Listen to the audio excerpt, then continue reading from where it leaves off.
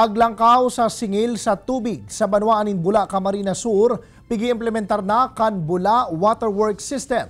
Pondo na matitipon hali sa dugang na singil gagamiton para sa pagpapakarahay kan water system asin pagbugtak nin water filtration sa saindang main source. Yan ang tinutukan live ni Jessica Kalinog. Jessica?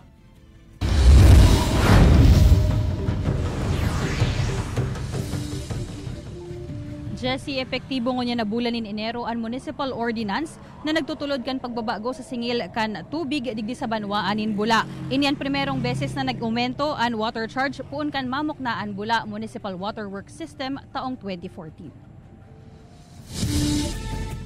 Mantinido sa 160 pesos ang minimum rate na singil sa tubig kan Bula Municipal Waterworks System. Alagad pigbabaan ang minimum cubic meters na sakop kaini. Kung dati, katampad kan 160 pesos minimum rate sa residential and 1 to 15 cubic meters na konsumo sa tubig, ngunyan 1 to 10 cubic meters consumption na sana ang katampad kan 160 pesos minimum rate. But sa bihon, naglangkaw talaga ang singil sa tubig kan BMWS. Ang dating 10 pesos man na singil sa konsumo na sobra sa minimum, naglangkaw na sa hasta 15 pesos per cubic meter. Kaipuhan ta pong mag-increase kasi inot na inot, may vision po ang LGU and the water system. Kasi po para ma-resolveran ta ang problema kan tao na every time na may makusog na uran, naglulubog. Tuyong may makusog na uran, urog na kon may pagbaha, nagaati ang tubig na halik sa saindang panuypuyan water source. Huli digdi, kaipuhan indang magbugtak nin water filtration, tanganing maibitaran na maapektaran ang kalidad kan tubig sa banwaan tuyong mauran.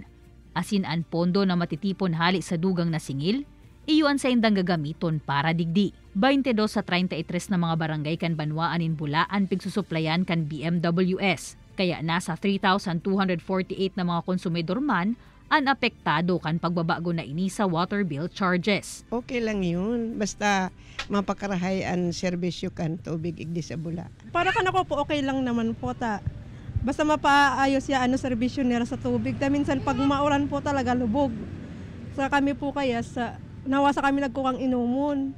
Sa ibong kan paglangkaw kan singil sa tubig, maugmang ipigbareta kan BMWS na pito na ang water sources sa saindang banwaan asin hurot pang madugangan. Kaya lauman na subuot kan mga Bulaenyo ang masustenableng water source asin bihira ng pagwara-wara kan supply kan tubig sa banwaan.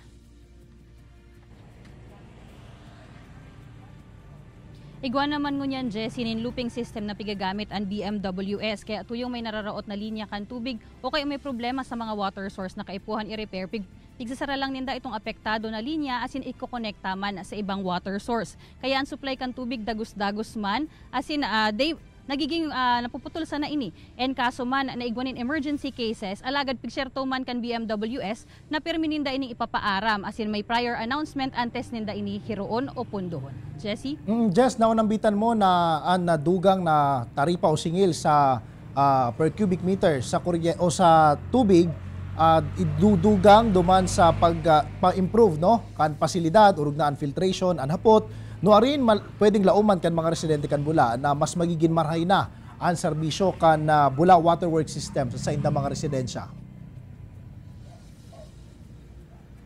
Sigun duman, Jesse, sa BMWS, sa presente, pighihiro o pigigibo pa lang ninda itong mga kaipuhan na dokumento para duman sa gigibuhon nindang loan sa sarong bangko, kaipuhan kaya ninda nin dakulang kwarta para digdi and oras na makuha na ninda itong loan duman sa bangko, iyon na ito ang gagamito ninda, tanganing maayos naman ang sa indang water filtration and once na yaon na ito, mapupuuna naman na paggigibo o pagpapakaray ka itong water system ninda, tanganing mas marayman ang magiging supply kan tubig digdi sa banwaan. Jesse? Alright, Jos Mabalos, Jessica.